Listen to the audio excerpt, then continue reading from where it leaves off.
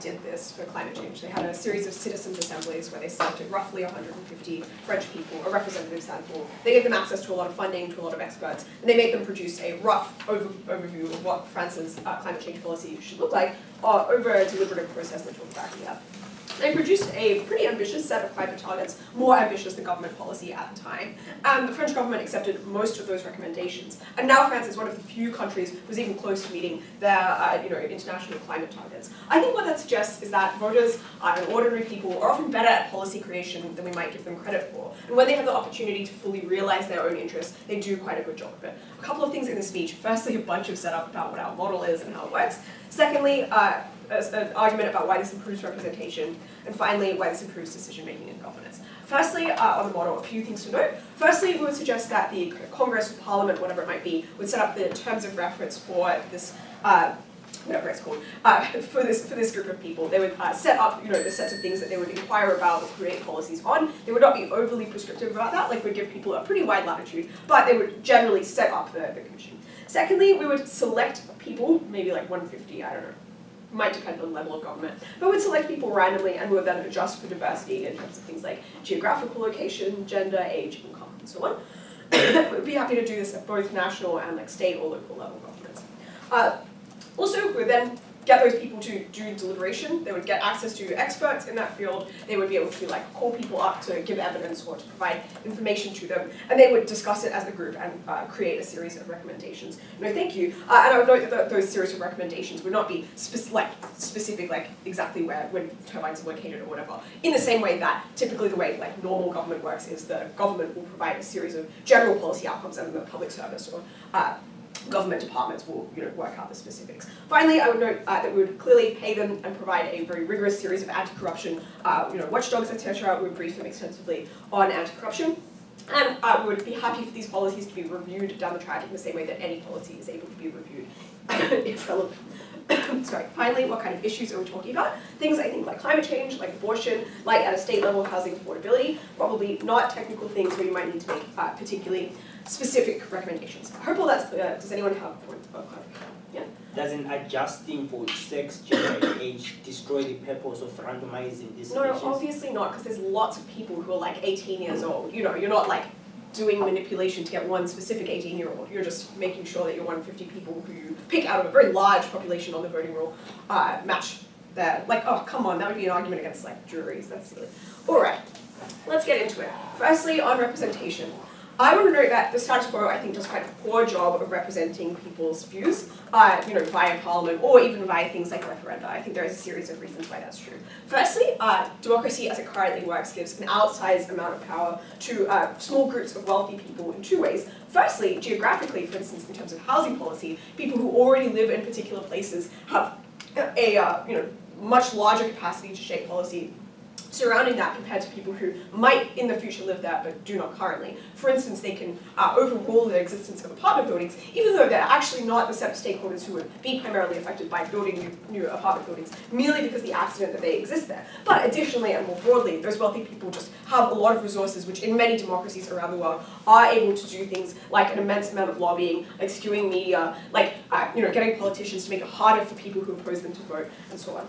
Secondly, I would note that many democracies around the world just do not have enough parties to reflect the sets of things that people actually believe with sufficient nuance. And even where they do, people have such a wide set of things that they care about and sets of interests. They often have to make trade-offs between each, which means that any given governing party's specific mandate is often relatively weak. Thirdly, I would note that democracies are often very flawed. They have things like gerrymandering, there are perverse incentives for governments to do things like create barriers to engagement, things like voter ID laws, things like felon disenfranchisement. To make it more difficult for the people who oppose them to vote. But even where that does not exist, I would note there are a series of just other barriers to engagement. Things like cost and time, which means that overwhelmingly people who are more money poor, more time poor, find it harder to engage in the democratic process. And also, I would note that the way that democracy works fundamentally is to prevent people with views outside the mainstream from really meaningfully getting them heard. Finally, I would note that the media does a pretty bad job of correcting for a lot of these tendencies. Firstly, because it's often bought by the same people who buy politicians. But secondly, because it similarly has commercial incentives to cater to the mainstream and not to hold politicians to account. Before I make this argument, I'll take a Yeah, would this body work like a legislature in that everyone on the body votes, and if a majority believes in the policy it goes through, would there be a consensus requirement? I don't know if we'd have a majority. I think, maybe it would be like super majority or something. They could decide their terms of reference if they like, but it'd be a voting process. All right, so let's unpack this. So why do we make representation better? A few things to note. Firstly, I just think that the selection is far better. Like, as I've explained to you, the selection of people who currently represent us are skewed rich, they're skewed powerful, they're often people with connections to get selected in primaries in the first instance. And when you select people randomly, you just get a far more accurate collection of individuals who reflect what the ordinary voter thinks. Secondly, though, I think on our side we build norms of engagement with democracy. That is just to say that currently a lot of people don't feel like they can meaningfully impact democracy. But I think where you have a very high profile process where people deliberate on policy, where people talk to experts and come to decisions, that builds norms of democratic engagement in government because it is something that people can meaningfully see themselves doing. But finally, this just gives politicians incentives to engage with voters, where previously their incentive is to disengage voters because they don't want them to vote. Now, given they know that any given voter could be involved in one of these deliberative processes, their incentive is to educate them. This is incredibly powerful because disengagement is a vicious cycle. It's one with a terrible social cost that means that whole tracts of people are not represented in the status quo. All right, why then does this improve decision-making and governance? A few things to note. Firstly, I want to note that this neutralizes a lot of lobbying and electoralist incentives, where politicians, just need to cater to a set group of people who are swing voters, or a set people, who are from a particular ethnicity or religion in many jurisdictions, in order to win elections, and they're able to, firstly, be unrepresentative, but secondly, just not actually do the policy which is likely to be most effective. But additionally, I would note that politicians are far more susceptible to corruption than average people. That's firstly because average people are far more scared of getting in trouble for it, and crucially, that they don't have the power to cover it up in the way that an influential politician might do. They also don't have cultures of corruption, I would note. Finally, I want to note that this creates transparency over how policy is actually created. These kind of people are going to talk to the media, talk to their friends and family about the process, about the kinds of compromises that they made. This is something that lifts the floor of people's engagement with politics across the board. So practical. Thank you very much for that speech. I'd call the first speaker of the opposition.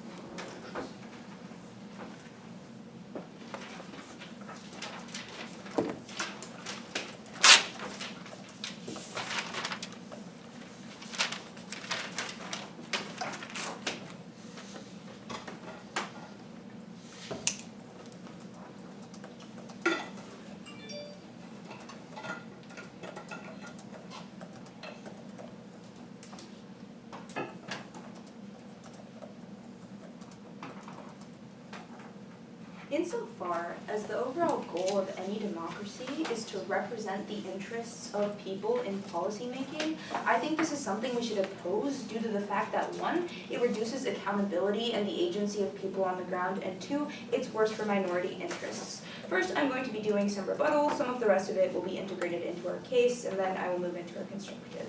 First, I'd like to start with their opening example of climate change. I think this is fundamentally uncomparative, and the reason for that is that they take one example where it's an issue that most of us can probably agree on is something that's important to us and we want more progressive change for, and in this circumstance it worked out. However, I do want to note that the motion requires that you defend this to be the case in the instance of every single policy, which means that you need to defend a world where every single policy is decided in this way, or every single social policy, rather.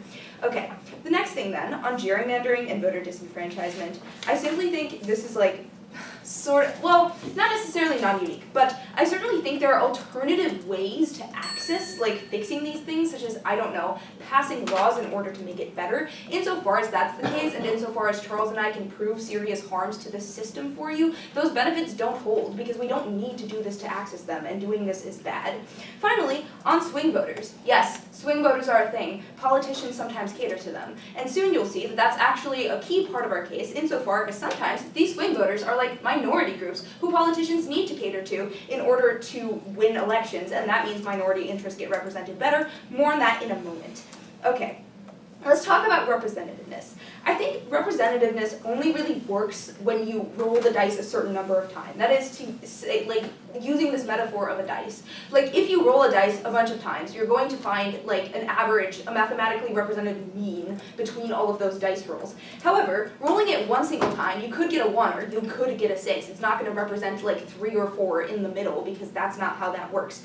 What that means, then, is on any given issue, you don't necessarily get a representative body, even if they can fiat adjusting demographics, which I don't know if they can get away with, but let's take them at their best. I think they certainly can't adjust for things like viewpoint representativeness, which is also a thing, meaning that this body of people for any given issue is not necessarily likely to be representative of the majority's viewpoint in these circumstances. Yeah, I'll take you. Yeah, governments already do consultation of people, albeit behind closed doors and quite unaccountably, which similarly selects people from the population. How do you know that they're doing it right? I'm not sure I fully understand this POI, maybe Charles can engage with it better, but I don't think that that's like similar, because I think in any instance when it comes to politicians, at the very least people can choose who they want to elect and what they want to prioritize. That brings me into our first constructive on accountability and agency. The first thing I'd like to prove is that politicians have an incentive to stay accountable to the voters and what they want. Why is this the case? Simply put, re-election. If they contradict the platform they ran on, then they're not going to get re-elected because people won't trust them and they didn't get what they want from electing this person, and they won't be in office again. This means that they have an incentive to stick to their platform and stick to the party affiliation, which means they're likely to be representative of, at the very least, what their voter base, which in most democratic systems tends to be a majority of voters, wants. Why is there uniquely no incentive to represent what the majority of people want within these mini publics? Note that these individuals only have a reason to be like solely self-serving, insofar as nobody's electing them. There's no accountability mechanism. Therefore, they're simply going to do what benefits them and the group that they're a part of the most. What this means then is because you don't get this like repeat business thing where you like meet back up to decide other policies, there's really no need to negotiate for power and things like that, because simply put, the people who are in the mathematical majority of what they want on this particular issue are going to win out. If you buy to any extent that there are going to be unrepresentative mini-publics in some circumstances, what this means then is that you get cases where policies are decided that don't get what people want. Yes, politicians are also imprecise, insofar as you can't vote for a person who represents every single thing you want. You'll probably disagree with them on some issues and agree with them on others. But at the very least on our side, people have the agency to choose what they prioritize. For example, let's say, and I'm not saying that I am like financially conservative, but let's say I was financially conservative but socially liberal. Let's say also that I am gay, which I am, fun fact, but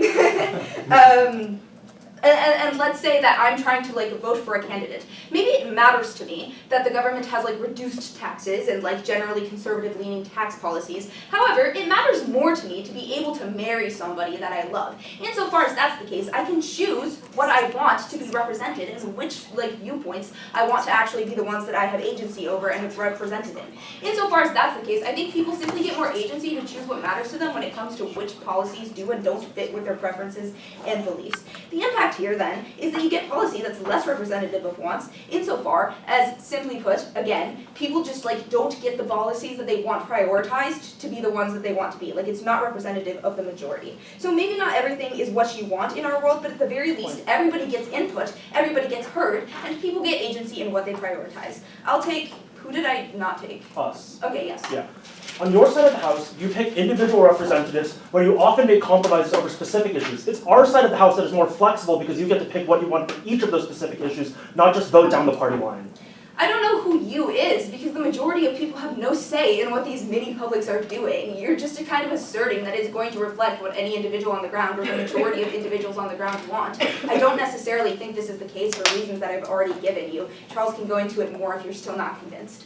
Okay then, our second case on minority interests. I think the first thing to prove here is that without politicians, or with politicians rather, they often must cater to minorities in order to win elections. Why is this the case? 1, minorities are sometimes tiebreaker populations. For example, see large minorities such as black voters within the United States. But also, 2, sometimes they're a key part of a given voter bloc, so that even if they aren't like necessarily a swing or like a tiebreaker, at the very least, you know that your party can't win without getting that voter bloc to vote for you. What this then means is you have to some extent cater to what they want in order to like try to win their votes so that you can actually get elected. Why does this not happen with these mini publics? I think that catering to minorities is not necessary on single voter issues. issues, simply because these tend to be like yes or no issues, they tend to be less complex, and so mathematically it becomes unnecessary because you can just have whatever the majority wants to be voted in. Like you don't need to cater to them in order to win an election, you can just kind of vote for what you selfishly as an individual want for yourself. What this means then is mathematically, very simply, minorities don't get their interests represented in government insofar as they lose their bargaining power to form coalitions, to get politicians to try to have platforms that represent them to get their votes, etc. The impact here is huge. You get less say in politics for minorities. I think this is obviously quite bad. For all those reasons, so very proud to oppose. Thank you very much for that speech. I call for the second speaker for the campaign.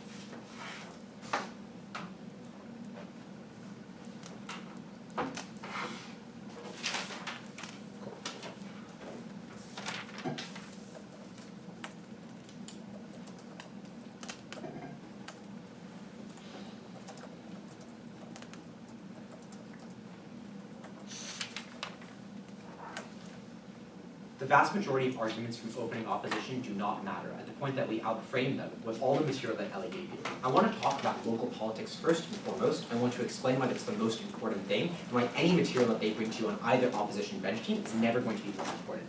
This is the bulk of interactions that you form with the state. This is how it matters where you live, what schools teach in the area, etc. Even things like abortion restrictions in the United States, for example, are often decided state by state or region by region in different places across Europe.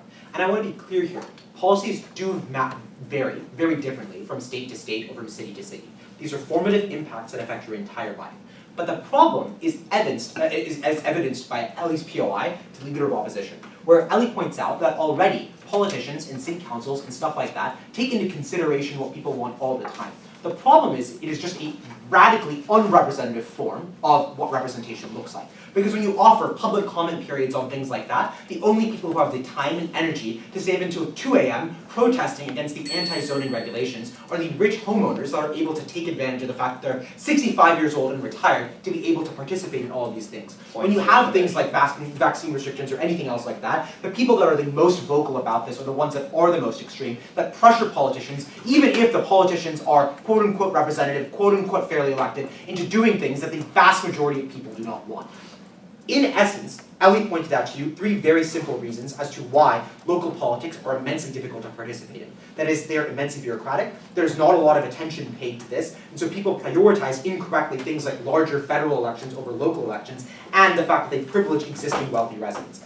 This is how you get extreme school boards. This is how you get anti-zoning city councils. This is how you get high housing unaffordability in a number of cities across the United States, in Vancouver, in Canada, in Hong Kong, in London, in any of these other cities. This is the bulk of how people interact with the state, whether or not they can live in a city itself. Clarification. Yeah. 1, can this be overturned or does it stand forever? Second of all, are identities of people on these public councils public or secret? Yeah, so I think the way we conceptualize this is sort of like, you'll do that policy and then maybe 5 years later you'll have like another citizens assembly on anything else like that. I think that's perfectly reasonable. Obviously, like policies that governments do right now are not fixed for like 10-year whatever periods. I think on whether or not their identities are open to everyone, we're gonna say probably not. I don't know. I don't really care. They're gonna come up with an extension that's like assassination. I think that's dumb. I think they should take the 4. And they will take the 4 anyway, but not because of that POI. So either way, local politics is very important. It's much more important than most people's interactions with federal politics or anything else, which means that if you care at all about the most impactful stuff, we've won it by a mile there. So, right now, they do public comments, they do it very badly, it's unrepresentative, misinformed, unequal. It affects how most people see their lives, it affects how most people see the state, we win there. Second thing I want to chat about is, I actually want to chat about decision-making and governance. Because I think on the voting front, and in whether or not voting is accessible, I think we won by a mile of evidence, and I'll talk to you about all their weak responses there later. But decision-making and governance is very important, because the arguments that Ellie brings to you are, even if you are quote-unquote representative in how you select politicians, even if you do not disenfranchise black voters or segregate out Hispanic voters or anything else like that, you are still likely to have bad political structures because of lobbying and electoral incentives that makes you cater to the rich and entrenched people that are likely to be able to fund your campaigns, because you cater to ethnic blocs or ethnic groups, because you are susceptible to corruption, because you are not transparent, and because you are likely to be vulnerable to horse trading, i.e. I trade my vote away on abortion for a vote on something else. And this is important because the material that they bring to you in response about minorities is insufficient. They're like, minorities will be tie-breaking populations. Contest this on just an empirical reality. The vast majority of parties are either, the vast majority of parties where minorities are like significant parts of it are either ethnic or ethnically aligned. That is to say, it is unlikely that 40% of African Americans in the United States are ever going to vote for the Republican Party. Like, the Democratic Party will always win, especially in local elections, 90, 96%, 80% of African Americans, or the vast majority of other minorities. And I think here why this is so important is because this is a tool of political capture. That is to say, the Democratic Party leverages this over African Americans and says it does not matter what policies we do because the other guys will do much worse policies. That is why minorities cannot ever act as tie-breaking populations, because they are scared that if they switch to the other group, they are just befitted with worse policies. And I think also, like, things are so ethnically polarized in the vast majority of cases that you are unlikely to ever be able to, like, flip a bunch of African Americans to the Republican Party without losing, for example, a significant base of your white supporters. So there is no case in which they're tie-breaking. The results then are very, very bad, because the response that they give to our case is, people will do what benefits themselves. They already do. That is literally how the vast majority of politicians interact. And even if you do not do the least charitable interpretation, i.e., I'm a politician, I do whatever is best for my individual bank account, they do whatever is best for their particular ethnic group or their group that they buy into. This happens all the time. It happens in America. It happens all across the developing world, where you have people that have an ethnic bloc supporting them, and instead of giving like good policies, they are cronyist. They hand out and dish out political favors on the lens of, I'm a Kikuyu tribesman, I'm a Kikuyu ethnicity, you're a Kikuyu ethnicity, Kenya should be ruled by more Kikuyus. All of that stuff becomes much, much worse on their side of the house. Even if it is not on the basis of ethnic patronage, it is on the basis of things like pork barrel projects, i.e. you protect your incumbency by building bridges and building fake jobs programs that help actually no one. Opening POI, I'll take one. Yeah, the policy outcomes you get on the side of the house are random.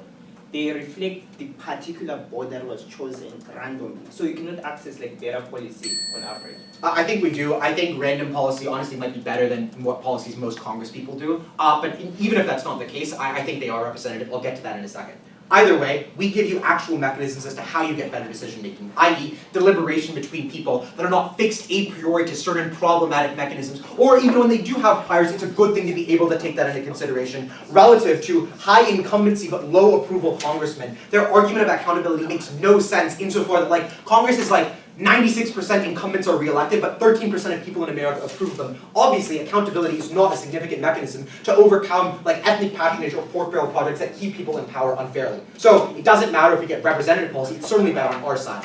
I want to talk about voting very quickly. There were like 6 reasons at Ellie about why things were unrepresentative. There aren't enough parties or politicians to represent people, which is exactly the LO analysis. You cannot choose between being gay or wanting lower taxes, but you are forced to on their side. On our side, you actually are able to say, I do want lower taxes, I'm going to do that. I also want more gay marriage, that's a good thing. Gerrymandering, views don't get traction, barriers to engagement, media does a bad job, there's felon disenfranchisement. Their only responses are, but you can fix this. There's this preempted at Ellie when Ellie tells you that you cannot fix this because politicians support this as a way to enforce their power, enforce their incumbency. All this stuff gets worse.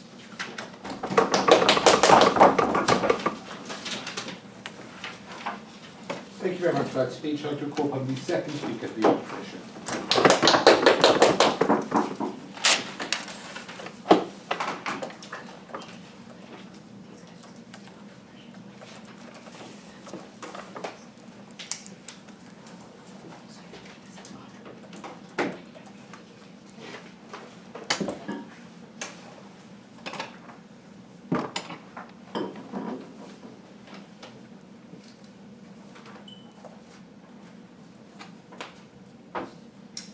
your boy Charles, he, him pronouns, for pure eyes, third minute and fifth minute.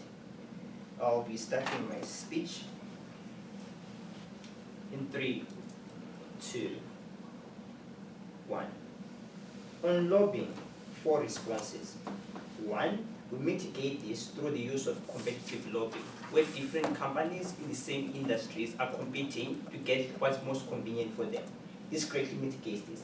But then secondly, symmetricize. The impacts of lobbying are very symmetrical on both sides of the house. When companies or governments can usually massively do misinformation campaigns, that means that they skew how voters vote in any given situation. But then thirdly, we'll flip this. Why is this something that is actually good? I think special interest groups are able to topple down majoritarian voting elections at the point in time at which they can advocate for specific policies. Example of this, the environmental group in America and so forth. And this simply means that we're already outweighing on this.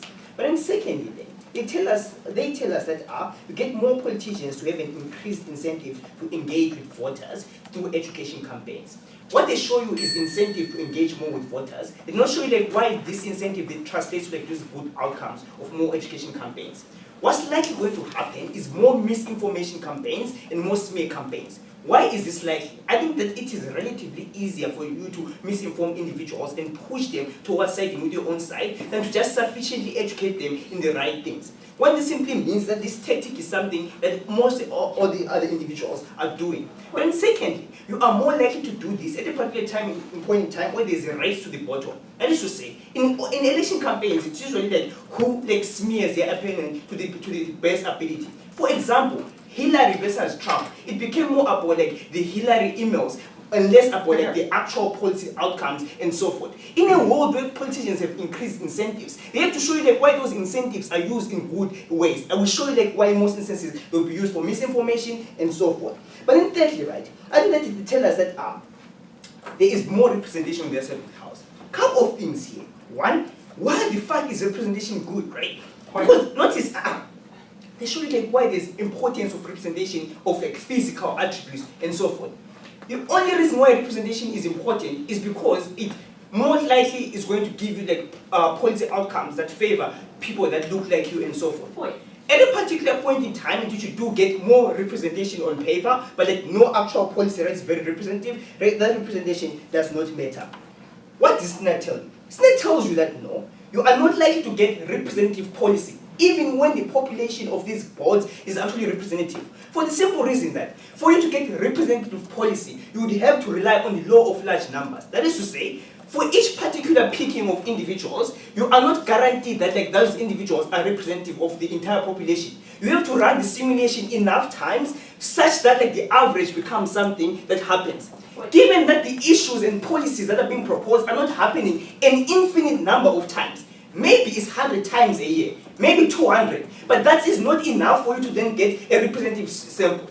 Maybe on one issue you get people that are rallying towards environmentalism, like France. But guess what? It could happen different. You could have picked a group of individuals that are very conservative and so forth. So if they care about representation, on their side of the house they cannot guarantee that. Point. Notice then, uncertainty. On our side of the house, we are better able to pick individuals whose views are more proximately aligned with ours.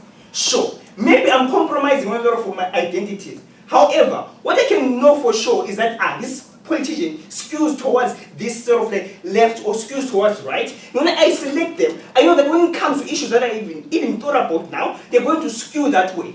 I think that on the comparative, we get more representation on our side of the house that is more certain. Sure, maybe they get some policy outcome that is on their side of the house. However, that's very reliant on chance. This is something that is not important. Point.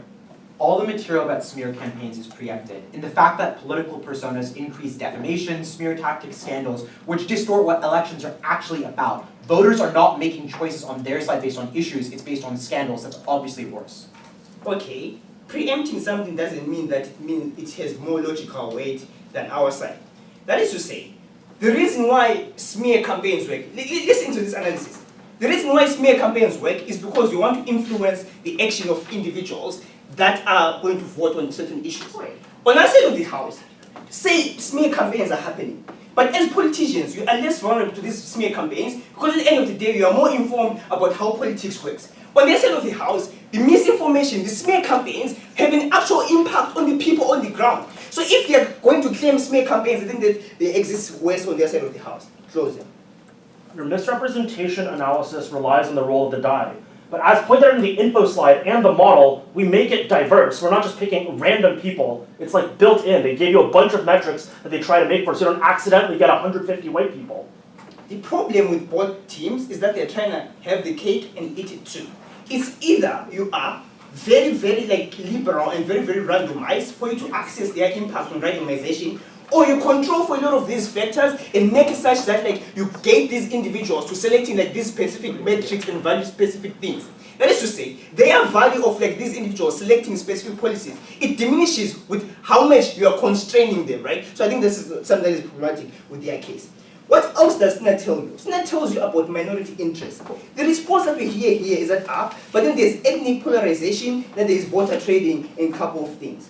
How does this minority tiebreakers work? Couple of things. First, we tell about why it works in the Senate. That is to say, independent of what happens when you're voting out there are certain communities that have certain seats in Senate and so forth. People form coalitions. Maybe individuals won't win in a presidential election as a person of color.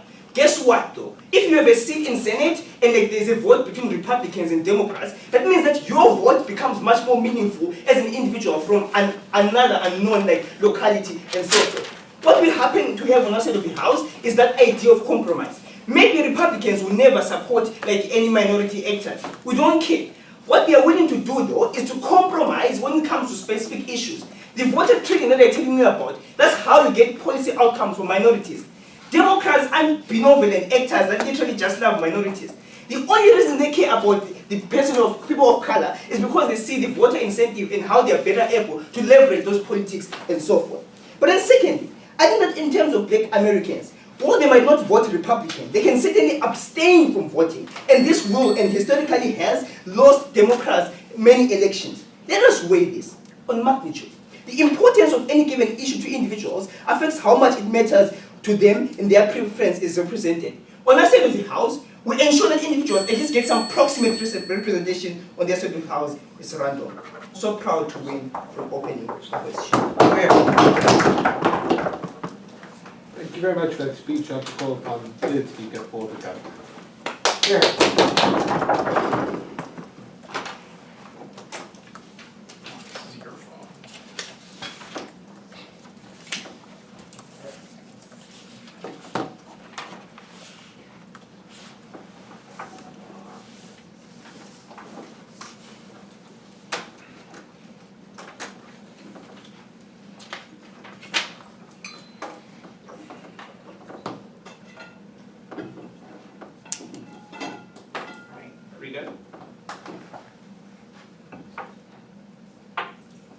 Two areas of analysis, one on flaws with the current system, and then second on the importance of flexibility in social policy. I want to first talk about the current system. I think opening government has some very pretty sounding arguments, but honestly arguments that are quite uncharitable to the state of democracy in most cases. It's probably true, like both members of opening government point out, that moneyed interests do have some level of control and a high level of influence in a lot of democratic areas. However, some of the stuff in terms of the mechanisms of how much influence they have is largely exaggerated. I know that wealthy people probably are able to lobby much more, but if opening government kind of tells on themselves for never having been to a protest, because those grassroots organizers are not the wealthiest people, right? There are a good number of people who are fairly diverse, who are actually going to do these things, who do have some level of influence on local policymaking. What then are the more persuasive mechanisms as to why it's not representative? First, people elected are fucking idiots. That is, that the argument that is much clearer and a much simpler mechanism than what opening government goes for is that the people who are in office are desperately out of touch with the issues that people have. I don't think it's an accident that people in Congress are asking, what is Facebook? Or Tom Cotton is trying to understand where in China Singapore is located. These are people who are actually just really, really stupid. The reason for this is pretty simple. That is, that the way that people enter the political systems is through a system of patronage that is largely driven through things like academia, right? So people who go to prestigious law schools or have prestigious clerkships and have the opportunity to do these things end up in these situations and are extremely ill-suited for these things, right? So there's a ton of problems in terms of those people who are elected. But the second thing, and I think that the DPM kind of gets this, but I want to just clear this up a little bit, is that there is a natural trade-off that has to happen on the opposition side. That is, that the model of trusteeship that exists in systems of democracy means that it is impossible to have someone who is representative of the population. That is, that if 70% of people believe that, gay marriage should be legal, and 70% of people believe that gun rights should exist, usually those people, the people who are elected to represent that polity, is not going to be someone who espouses both of those beliefs in most liberal areas. Meaning that people are forced to pick which issue they are represented for, but that same person is making the policy decision in both of those areas. In our case, at the very least, we get better representation on an issue-by-issue basis, which I think is a much simpler comparative than the mudslinging lobbying arguments we get on opening house.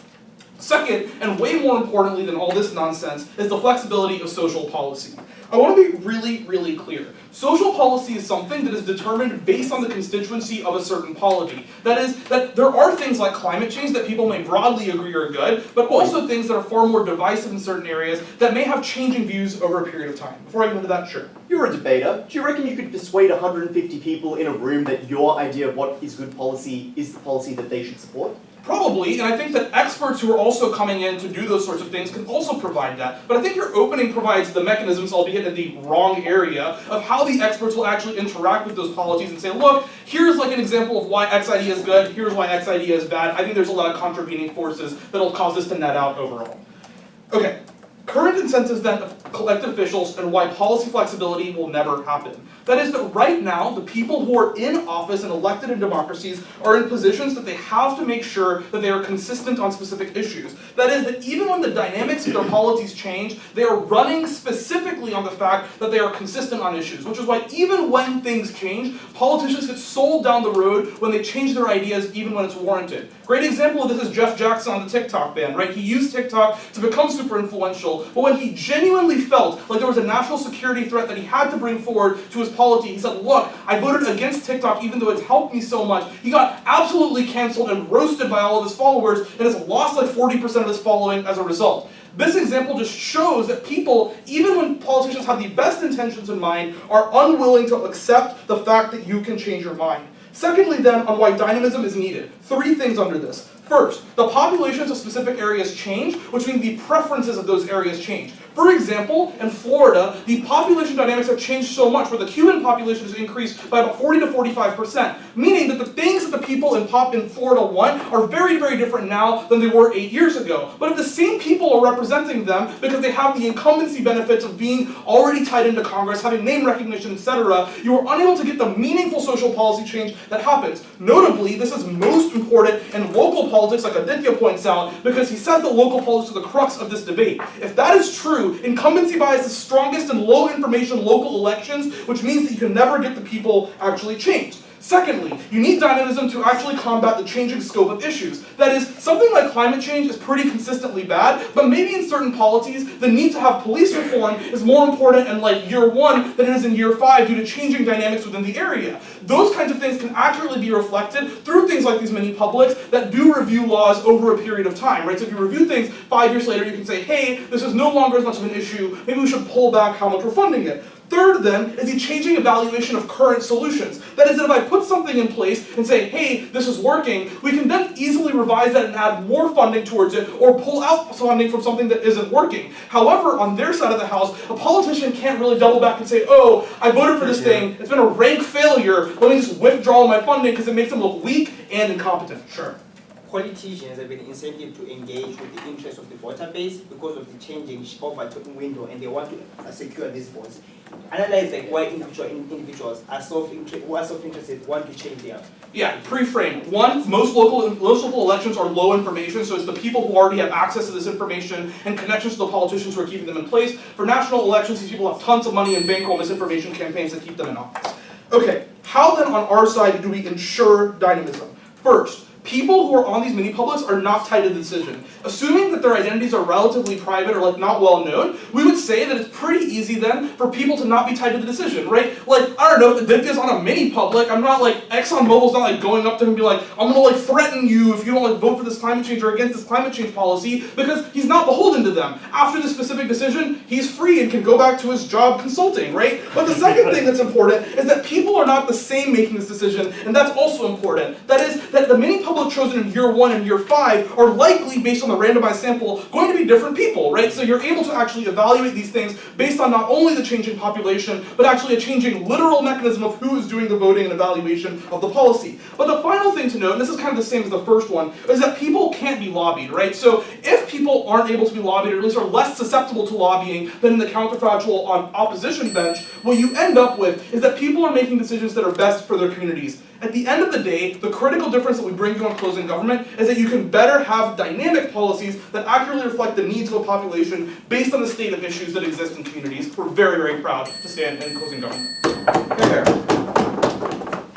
Thank you very much for that speech. I'll go upon the third speaker for the opposition.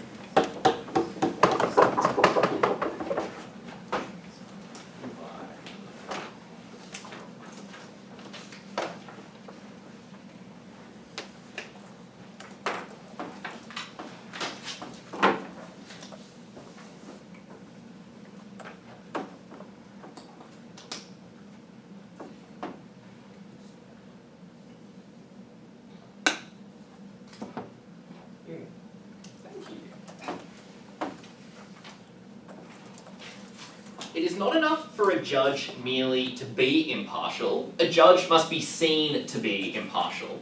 And that exact same principle applies in the case of politics. If you want people to vote with the interests of their fellow citizens at heart, if you want people to trust the system, if you want laws to be able to be implemented fairly and well, you need the buy-in of the broader public. And that is what you lose on side government. When the government chooses some unknown people by some unknown method, puts them in some room that you never get to see the inside of, and informs them via the use of well-deployed experts, and after which suddenly fuel tax is doubled or abortion is banned, we think you lose that trust, and you think the social contract begins to come apart. But before that, some rebuttal to closing government. They have two claims. The first is about how politicians are idiots. Again, a classic case of an American team thinking that the USA is the world. They have some kind of inventive mechanism. The first is about patronage, but probably a few people want that same patron. There's competition for the same patron. The patron will probably choose the one who is the most effective, i.e. the one who's pretty smart at doing things, so it's not just random bozos bubbling up to the top. The second reason that people are idiots is because they're recruited from, like, high-prestige law schools.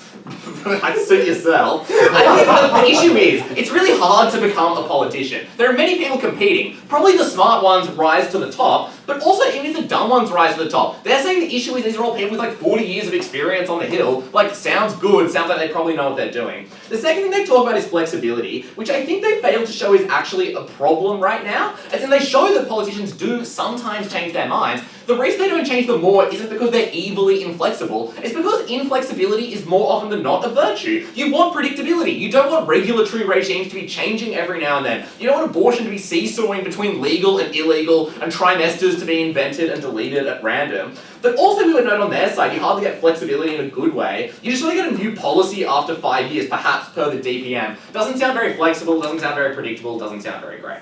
On to the extension. We will start by noting that this looks deeply, deeply suspicious. First of all, the mechanism by which the government chooses people is kind of sus, especially given once they've chosen a bunch of people, they then say like, oh no, we don't have enough of the races in here, oh we've got to do that again, in this sort of like fun little bit of wokeness, and they tell you it's random, and they can have some statistician who says like, trust us, it's random, but again, these are the experts that many people don't trust. Second of all, they just send in some experts to inform them and feed them facts, noting that they talk about lobbyists. The most usual guise in which a lobbyist comes if they're an expert from whichever industry is being regulated right now, but also noting that experts are highly mistrusted right now, and so having experts advise them makes the whole thing seem more suspicious than otherwise. Third of all, the fact that they simply disappear, these are people you never learn the identities of, and the government just tells you that these people came up with something, is something that is very suspicious. But fourth of all, everyone knows there is the risk of a runaway jury when you have the most talented debater in town, or someone who is the most stubborn or charismatic or whatever, who is able to get people, talk people around to something that is unpopular and something that is a bad idea. And we would note that society has a deep-seated mistrust of secrecy. Think about the way people talk about backroom deals or horse trading, which happens in these corridors. Think of the way people talk about the deep state or the way people talk about faceless bureaucrats. All of this becomes so much worse when you have some of the most controversial policies that a government could make being made in secret by people that the public does not trust. When they double fuel tax, when they legalize gay marriage, when that might well be opposite the majority opinion of a society, when they end up banning medical transitioning for transgender people, or when they implement an 80% inheritance tax, all things which are presumably included in OG's broad remit, noting they would likely have a huge economic remit if they're doing things like climate change policy. All of these are things that are incredibly dangerous. I'll take opening. Elitism, horse trading scandals, all of these are omnipresent in their political system. Clarence Thomas, Sarkozy, Menendez, PM tells you these people are never punished because they win elections by means of patronage, and they're insulated from judicial consequences by their own power and office. This is why no one trusts government on their side. They store the rules everywhere. That's a symmetric. No, but you do see people getting published. You name Menendez. Come on. But the thing is, it is clearly worse on their side, where if you have someone, whereas on our side, if you have someone who's plainly evil and bad, you can vote them out and replace them with someone that you like. Whereas on their side, it's just some people doing something. You feel that power is completely out of your hands because these are just people that you know you will never be one of. So why is this politically disastrous? We would note that people will feel that power has been taken out of their hands. And they will disagree with a lot of the results these these mini councils put out, because chances are very few people agree with all of them, and it's the ones you disagree with that stick in your memory the most. When somebody that you never voted for did something that you really dislike. And note that this is going to be fanned by the hostile media, which opening government talks about, that's in the pocket of the rich and probably doesn't like a lot of the things that these people are doing, but also a media that wants to print dramatic things in order to get eyeballs looking at screens. In addition, there are two factors. First of all, this is likely to be often gridlocked, given they are talking about highly controversial things, and opening government was kind of afraid to commit to a simple majority in this. Also noting there's often multiple things, so it can have a three-way vote that's split, nothing gets 50%. But second of all, there are often huge reversals, where after something is reviewed after 5 years, something gets completely twisted around the other way. And so what this means is two things. First of all, incredible amounts of political disengagement. This is simply because politicians do less, and politicians will say that things have been taken out of their hands whenever you try and hold them accountable to something. So for instance, they complain that they can't spend money on X because this random group of faceless people that the politicians themselves will vilify have decided to divert all of the money to investing in green power or whatever. And so what this compounds is the sense of hopelessness that opening government identifies. So sure, they can say that things are bad now. There are still corrupt people on both sides, but in addition, they have somebody that people do not trust that is doing things that makes politicians far less powerful, and so why fucking bother? People are disengaged now, wait till you see what happens when you take half the power out of their hands. But second of all, you get anti-establishment politics dialed up to 11. You're getting Erdogan or Trump or far worse, because what these people can do is they say, these people have taken power out of your hands. You need someone like me in charge who can give you back power. They talk about France as a success case. What about the yellow vests, right? Maybe one of the most powerful populist movements in recent history. And these people are awful rulers. They make the worst policy, not just for the non-technical stuff, but also for the highly technical stuff. Insofar as they care about housing policy, it gets twice as bad when you have populists in power. So for those reasons, we must stand in opposition. Thank you very much for that speech. I call upon the final speaker for the government.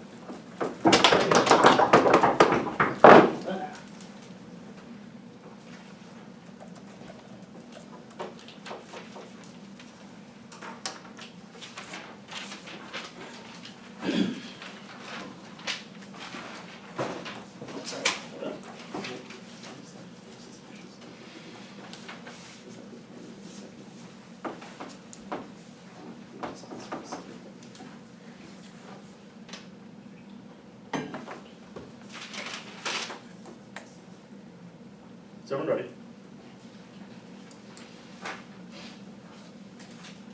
COOGOO. On CO, their claim is that you won't get buy-in because people will be like, guys, it's the Illuminati making these decisions. A couple reasons why I don't think that's going to be the general social thing. First, you will be part of this, or most people will be, right? Like, you will have the own experience of being in that room and voting. If not you, likely someone you know, given this will be for a lot of policies. So it is unclear the extent to which it is that transparent when you have been on it, unless maybe you're just the only one who is in the one that actually works as the way claimed. Two, it's deeply non-comparative, because on their side of the house, you've never been a politician being in the back room. You don't know how horse trading works. At most, you watched Bridge of Spies and thought that's actually how it works. So to the extent that you might not exactly know how these decisions get made, and maybe you think, oh, we all voted on this one thing and it came out a little differently. On the comparative, you've never been a part of the process on their side of the house. You're not in the room where it happens. Moreover, I think the fact, like just the empirics of this also don't seem true. I don't think people are just going to be like, oh, it is my peers who decided this, so I'm not going to trust it, right? People trust the decisions of juries to manage the vast majority of democracy's criminal justice systems, even though those aren't made by technocrats who went to law school, but by our own peers. And they would be really fucking pissed if it was decided by people in like funny white hats who were like, oh, I think this is the right decision that should have happened. So if anything, we engender much more public trust on our side of the house there. Then they say, and this is really where Marx's God complex comes out, what if one person who's a debater convinces the other 150 to do something wrong? A couple of problems with this. One, unclear why it's consensus voting where fucking Jason can just flip the 5 other wings. Two, deeply unclear why it is that that is comparative. If you are worried about someone who is very good at persuading people, it is when they have the apparatus of politics on their side of the house where they can do things like signal blast their message everywhere. Like unless they want to get everyone in a fucking WhatsApp group chat and be like, guys, I really don't know about this policy. Here are 8 infographics I got off the Pew Research Center that justify my claim. I really don't understand how they're able to convince many more people on their side of the house. What was the extension Tanay brought you? Tanay brought you 2 things. First, just why the policies will be more pragmatic, independent of representation, superseding the top half clash, and then secondarily, to the extent that you care about representation, why the best way to get representation is less about the specific people making the decisions, but just the ability of a system to update more quickly to both changing preferences of people broadly, culturally, but also individual people changing over time. Like, I used to be a real right-wing guy, and now I'm just like kind of right-wing with some socially liberal tendencies. On the first thing, a bit of weighing, and then I'll prove the claim. The weighing here is pretty simple. You do care a bit about representation, as opening government points out, but a lot of these social policies and the impacts of them are upstream of your ability to participate in the political system. So for example, in places where you don't really have things like abortion rights, and you're really worried about your ability to do things like take care of this child you will have to take care of on their side of the house but not ours, or something like this, right? Your ability to do things like interact with the system, or have those policies passed such that you don't have to worry about those things, means you just have more free time to engage with the system writ large. If your home isn't being displaced by wildfires in California, your ability to interact with the system is better. So you probably should care about the outcomes of this most. Why do we get better outcomes? Tanay gave you a couple of things. First, he explained to you that the counterfactual is not a technocracy, it's a geriocracy where old people decide things. The response we got was like, guys, you're just talking about America. Like, okay, like Boris Johnson exists, like, come on, guys. Like, I think there's a lot of people who the way that they came up to power was drastically by, as they say, just being very persuasive and talking about things, right? Like, sure, some people are smart or whatever, but a lot of times it's just because you had Clinton as your last name. Like, I promise you, Jeb Bush is not an expert on international relations. His last name is just Bush, and his mom and dad know the people to get the most, like the best strategists or whatever, the like Republican David Axelrod or whatever, are the people who get those people there. So it's unclear the extent to which their meritocracy cream rise to the top argument is true. Then they say they have a lot of experience, so that means they know what they're doing. They have a lot of experience politicking, like Nancy Pelosi knows the right people to whip to get a specific thing passed. That does not mean she has done the research on like the extent to which people on the ground care about things like abortion rights. Like, come on guys, this argument is dramatically uncomparative. What did Tanay tell you? He told you that oftentimes they are old and out of touch, that even if you are an academic elite, the thing about social issues, because they don't rely on data, are things that we don't have a conception of what the right answer is, that different people have different conceptions of the good, and it is in these specific issues. And I think this is where Tanay is just generally more specific, right? Because like opening government, based on their arguments, would probably defend doing this for like all kinds of policies. The reason social issues are dramatically different from like foreign policy or whatever are that it is dramatically hard and an individual choice to decide whether we should do things like have abortion or not, or whether a child is a person or not. Like that isn't something I can just like publish a study, an A/B test, right? So to the extent that that is true, that is probably where you should defer to representing people's preferences the most. We are able to do that when the people making the decisions are more proximate to the ground. The second thing Tanay gives you is that it updates more quickly. He explains to you that stickiness is the problem. The challenge we got is like, it's unclear why policies are so sticky now. Tanay gave you a lot of mechanisms for this. First, that you are specifically tied to the policy, so flip-flopping on it is bad for your PR because you put your name behind it, a problem that does not exist when it is a mini-politic. Two, you've already built networks with specific people who got you elected to pass those specific policies, so you specifically don't want to turn on those people. We are just more able to make mistakes or try bold policies that if they don't work is fine, but at least that is important to doing things like being politically innovative or caring about things. But moreover, we just account for changes in preference better. Today gave you a lot of reasons why it is that people, like the state of the world changes, politics changes, my own life changes. I think that's really important. Before I move on, opening. On OO, we tell you that politicians are comparatively more accountable. They care about wider societal impact of their policies or association with failed policies. Unlike politicians, random people don't care about long-term impacts of policies that don't affect them. Wait, so I think you care about politicians because they represent individual people's ability to actualize their preferences. Our claim is we are better able to do that like more directly on our side of the house, right? Like we are just upstream with your representation claim. On opening opposition, they give you a couple of things here. First, that it is majoritarian and unrepresentative. I think up and down the bench we've given you reasons why it is that you can just like have a relatively representative sample of people, and it is unlikely that it will be done in a particularly malicious way. They say that you cater to minorities, but this isn't comparative because sure, maybe like black people specifically is like a persuasive example for them, but there are lots of minorities who have corporate capture that we might not like, right? The ability of coal miners in the United States to absolutely fuck up our economic policy is something that uniquely is more likely to happen on their side of the house when they have unique corporate capture over those specific areas when the vast majority of places probably wouldn't want that to happen. Then they say preference maximization. Again, I think the POI I gave you probably responds to this, that it's on their side of the house where you have to pick one politician who, even if I don't like his thoughts on like abortion or whatever, aligns with the other preferences I have, so I vote for them. On our side of the house, each individual preference by the polity is more likely to be aligned to. Finally, they say in the DLO that there is going to be lobbying and misinformation campaigns. I think, one, it is much more likely that these things are going to be much more pernicious in a world where people are less activated. The dynamism stuff Tanay gave you was also important because it preempts their material on the fact that you fall for things. Like, the reason people fall for misinformation campaigns is just because they feel disconnected from the politics right now. When you learn about things, it's harder to be lied to. For all of these reasons, proud to propose. Thank you very much for that speech. I call from the final speaker will be opposition.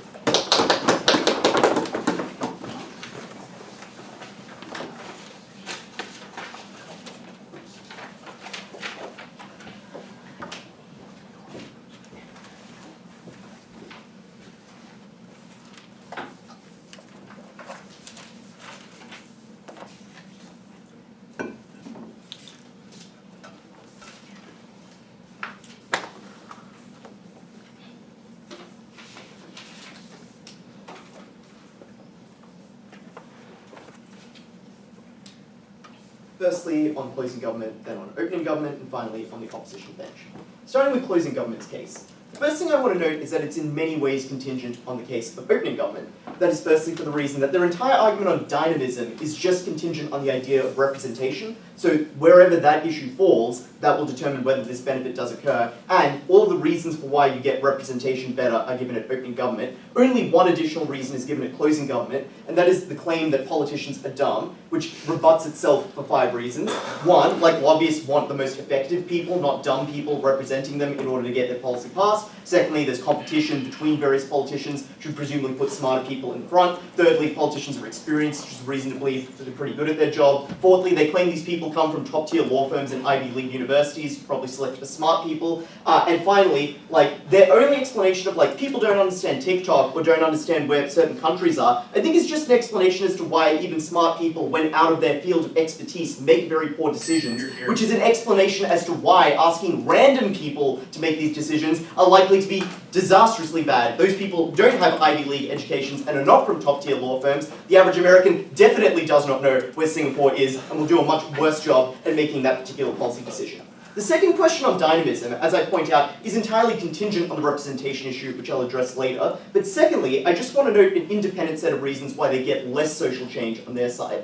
And that is that it's much harder to actually have a campaign around social change. Like, on our side, it's very easy. You can call your MP and say, I want this policy to occur, or I don't like the way you voted on this issue. You can have campaigns to mail or call MPs. You can say, we're going to vote for this party because this party supports the policy of gay marriage, which is what we care about a lot. And we're going to vote against these politicians because they don't believe in us. But on their side, you can't do any of that because politicians don't control those policies. The only way to get social change is to broadly change societal perceptions on an issue, which is much harder to do because you can't focus the activation energy of a movement on particularly persuading one person or voting in a particular way. You just have to broadly be like, I guess talk to your friends and maybe explain to them why this issue is good, or like somehow broadly succeed in a very widespread media campaign that changes the hearts and minds of many people, which is obviously much harder to do. It requires more effort of people. The goal is more nebulous, which means you're less likely to get that change occurring. So that is closing government dealt with. Let's then move on to opening government, who hinged their case on the idea of representation, and they do give you many reasons why the status quo is unrepresentative and why they might be able to address this. We're going to take this down in 4 ways.